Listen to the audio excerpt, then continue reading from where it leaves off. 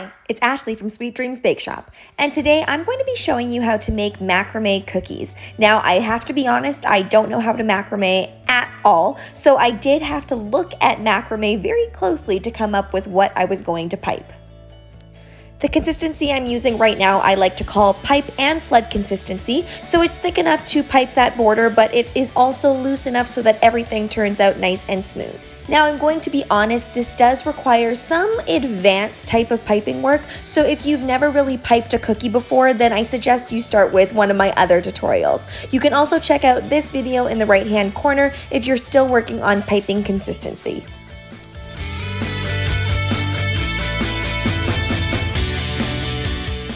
You can skip this part if you just want a solid color background for your cookies, but I wanted to do something a little bit extra, so I'm using my stencil from the Cookie Countess. She has a great selection of stencils, and I really love the simplicity of her holder. And I am going to take my airbrush and just airbrush that color on. Again, before you begin this piping, you really want to make sure that that airbrush is fully dry, or else the color is going to start to bleed into the white here. You might have noticed that I'm using a tipless bag today, and I really have to say, I used to use the metal tips all of the time, but ever since I switched to tipless bags, I have a way less headache with clogging and with things not working properly. I can also control the size of the piping tip a lot more easily. This piping consistency needs to be fairly thick. It's not as thick as if you were to do florals with royal icing, but it's not so thin that things will start flooding over or spreading out. If your hand is cramping or hurting after doing this for an extended period of time, then your icing is probably just a tad bit too thick.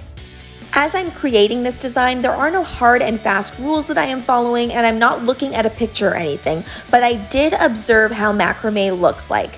So from what I can see, there are a lot of knots and a lot of tassel work when it comes to macrame. And that's just what I'm looking at with my eye. I don't actually know what's going on, but I think I come up with something that generally resembles macrame.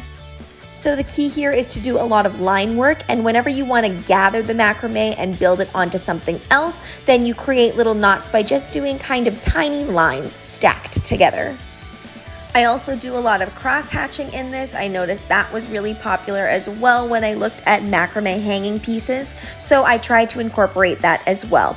You'll notice there's kind of a thick part right below that bottom triangle that doesn't really look like much, and what happened was I piped things really close together and they kind of flooded into one another. So what I'm going to do is I'm going to go back over that later and create a series of knots.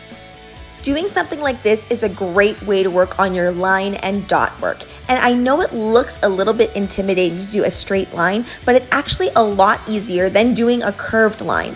The key is to press down that piping bag and then lift up kind of high up and then just drop the line. And it's all about that pressure that you maintain whenever you're drawing the lines.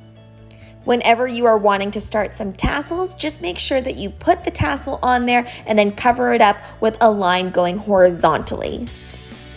This will give the illusion that all of those dangling icing lines are tied up tassels. Now, although those tassel lines are straight, what I did was I continued to layer on those straight lines over and over, and I angled some of them as well, so it kind of gives it that stringy appeal.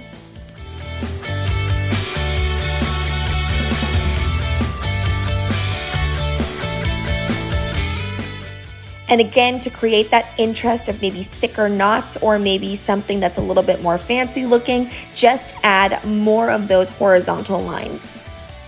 I really did not want this to turn out looking lacy. So one of the things that separates this from like a lace pattern are those little knots. So it's really important to showcase a lot of those.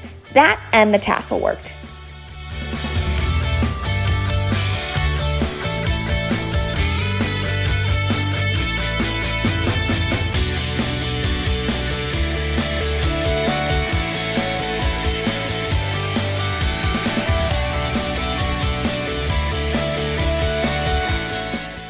To give this a little extra something, I am adding on a dot border. Whenever you're creating dots, you squeeze and then you just let go. But when you release, don't just pull straight up. Kind of try to mush your bag in slightly when you're pulling up. That way you avoid any peeking from happening.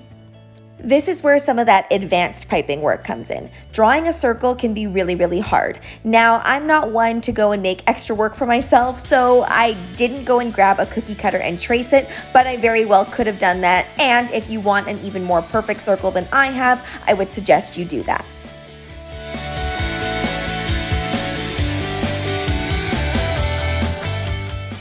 When looking at different macrame wall hangings, I noticed that they have lots of differing shapes, and I really loved this one that I looked at that had kind of a gold hoop, and then it had a bunch of that macrame strung all around it, and it looked really, really beautiful. So I'm trying to emulate that with this cookie.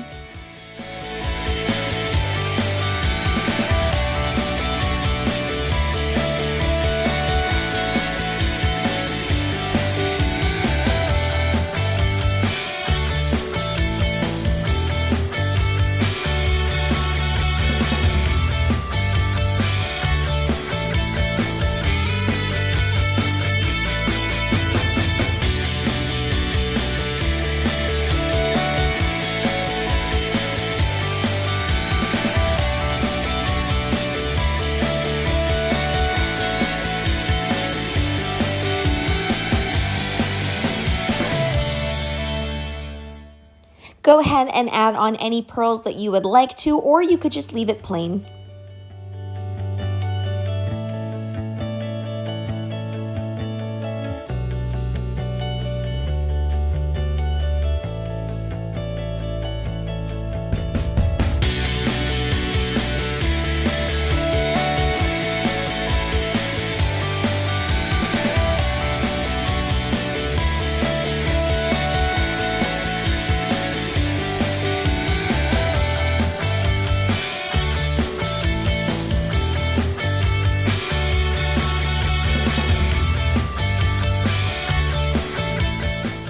I know I'm a little bit late to the macrame party, but these are honestly some of my favorite cookies that I've ever made.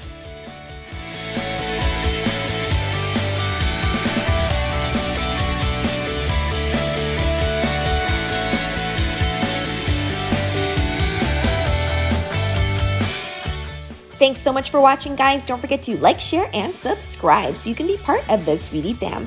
Right now, I'm uploading daily, so make sure you hit that notification bell so you know when I upload. Also, be sure to comment, request, or ask a question. I love hearing from you guys.